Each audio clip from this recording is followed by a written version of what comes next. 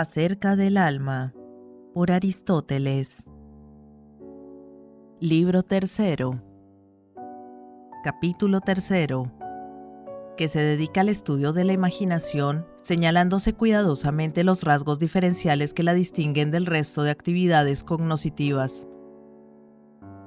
Es usual definir al alma primordialmente a través de dos notas diferenciales: el movimiento local y la actividad de inteligir y pensar. El inteligir y pensar, por su parte, presentan una gran afinidad con la percepción sensible. En uno y otro caso, en efecto, el alma discierne y reconoce alguna realidad. De ahí que los antiguos lleguen a afirmar que pensar y percibir sensiblemente son lo mismo. Empédocles, por ejemplo, decía que, con lo que está presente a la percepción, aumenta a los hombres el conocimiento, y en otro lugar que de ahí les viene el cambiar constantemente en lo que piensan. Y lo mismo, en fin, quiere decir aquella frase de Homero de que tal es en efecto su intelecto. Y es que todos ellos suponen que el inteligir, al igual que percibir sensiblemente, es algo corporal, y que se percibe y piensa lo semejante con lo semejante, como ya hemos explicado al comienzo de este estudio. En todo caso, deberían haber ofrecido además y simultáneamente una explicación satisfactoria acerca del error, puesto que este es más frecuente aún en los animales y el alma permanece en él más tiempo que en la verdad.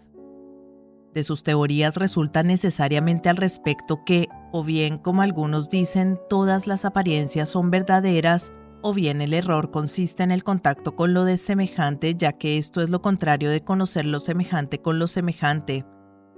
Contra lo último, sin embargo, está la doctrina comúnmente aceptada de que el error y la ciencia respecto de los contrarios son lo mismo. Pues bien, es evidente que percibir sensiblemente y pensar no son lo mismo, ya que de aquello participan todos los animales y de esto muy pocos. Pero es que tampoco el inteligir, me refiero a aquel en que caben tanto el inteligir con rectitud como el inteligir sin rectitud. El inteligir con rectitud está constituido por la prudencia, la ciencia y la opinión verdadera, y el inteligir sin rectitud, por lo contrario de ellas. Tampoco inteligir es lo mismo que percibir sensiblemente.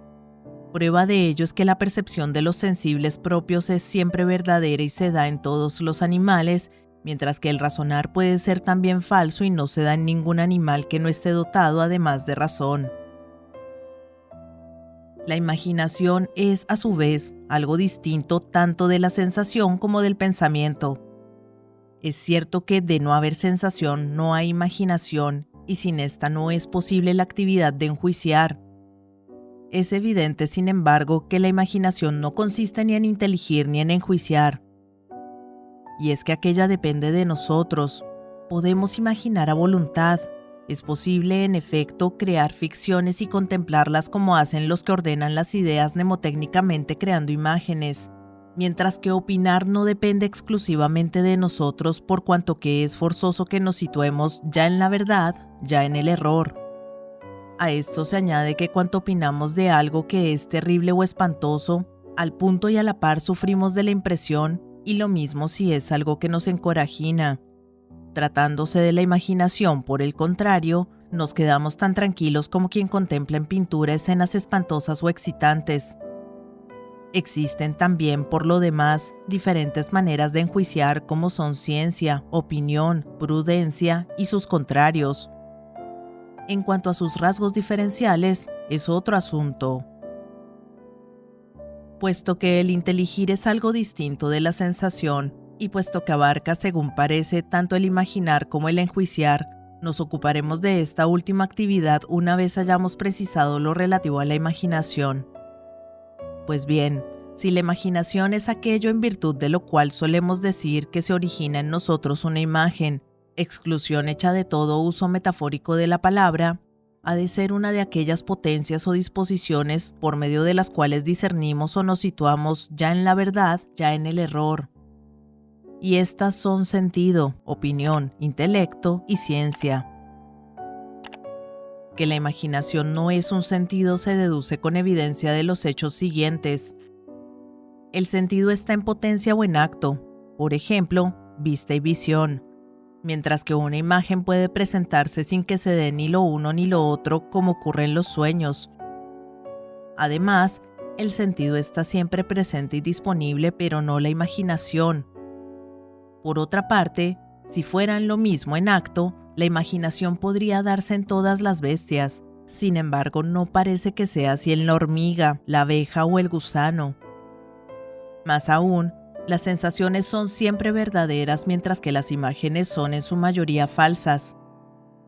Amén de que cuando nuestra percepción del objeto sensible es exacta no solemos decir, me imagino que es un hombre. Antes bien, solemos decirlo cuando no percibimos con claridad. Es entonces cuando se dan las sensaciones verdaderas y falsas. Por último, y como ya dijimos anteriormente, incluso con los ojos cerrados aparecen visiones. Pero la imaginación no puede ser tampoco ninguna de las disposiciones habituales o potencias a las que siempre acompaña la verdad, como son la ciencia o el intelecto. Y es que la imaginación puede ser también falsa. Solo queda ver si es opinión, puesto que la opinión puede ser verdadera o falsa. Ahora bien, la opinión va siempre acompañada de convicción. No es desde luego posible mantener una opinión si no se está convencido, y en ninguna bestia se da convicción a pesar de que muchas de ellas posean imaginación. Además, toda opinión implica convicción. La convicción implica haber sido persuadido y la persuasión implica la palabra. Y si bien algunas bestias poseen imaginación, sin embargo no poseen palabra.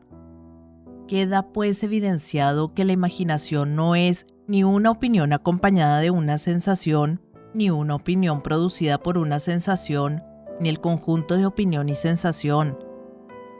De todo esto resulta también evidente que, según tales teorías, la opinión no recae sobre otro objeto que aquel sobre el cual recae, en su caso, la sensación. Quiero decir, la imaginación viene a ser la opinión de qué es blanco, unida a la sensación de lo blanco y no, desde luego, la opinión de lo que es bueno unida a la sensación de lo blanco. Imaginar viene a ser, pues, opinar acerca del objeto sensible percibido no accidentalmente.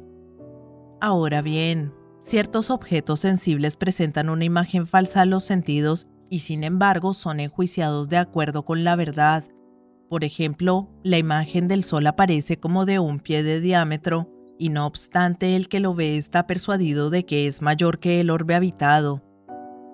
Sucede por tanto una de dos, o bien, sin que varíe el hecho y sin que el individuo en cuestión lo haya olvidado ni haya cambiado su convicción al respecto, la opinión verdadera ha desaparecido, o bien, en el caso de que aún la mantenga, tal opinión es necesariamente verdadera y falsa a la vez. Sin embargo, una opinión verdadera se convierte en falsa solo cuando el hecho varía sin que uno se haya dado cuenta de ello. La imaginación, por tanto, ni se identifica con ninguno de estos tipos de conocimientos señalados, ni es tampoco algo resultante de su combinación. Pero puesto que es posible que cuando algo se mueva otra cosa bajo su influjo, y puesto que además la imaginación parece consistir en un movimiento que no se produce si no existe sensación, ya que parece tener lugar en los seres dotados de sensibilidad y recaer sobre los mismos objetos que la sensación, puesto que por último es posible que bajo el influjo de la sensación en acto se produzca un movimiento, y tal movimiento ha de ser necesariamente similar a la sensación, resulta que un movimiento de este tipo no podrá darse sin sensación ni tener lugar en seres carentes de sensibilidad. El ser que lo posea podrá realizar y padecer múltiples acciones gracias a él, y él mismo podrá ser tanto verdadero como falso.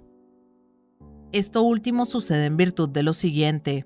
En primer lugar, la percepción de los sensibles propios es verdadera o al menos encierra un mínimo de falsedad.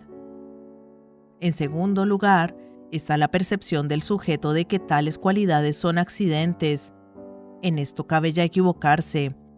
En efecto, no se equivocará en si es blanco, pero puede equivocarse en si lo blanco es tal cosa o tal otra.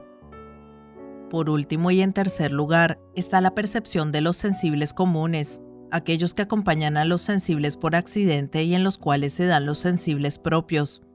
Me refiero, por ejemplo, al movimiento y al tamaño que acompañan a los sensibles propios y acerca de los cuales es ya especialmente fácil equivocarse en la percepción.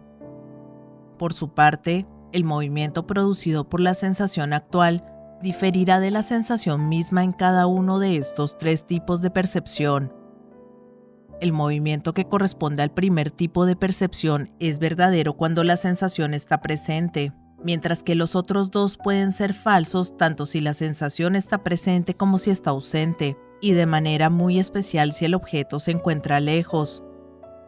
Así pues, si ninguna otra facultad posee las características expuestas excepto la imaginación, y esta consiste en lo dicho, la imaginación será un movimiento producido por la sensación en acto.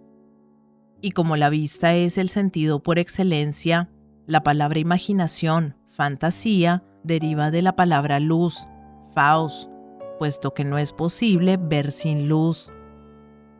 Y precisamente porque las imágenes perduran y son semejantes a las sensaciones, los animales realizan multitud de conductas gracias a ellas. Unos animales, por ejemplo las bestias, porque carecen de intelecto, y otros, por ejemplo, los hombres, porque el intelecto se les nubla a veces tanto en la enfermedad como en el sueño. En cuanto a la imaginación, qué es y por qué, valga pues lo antedicho.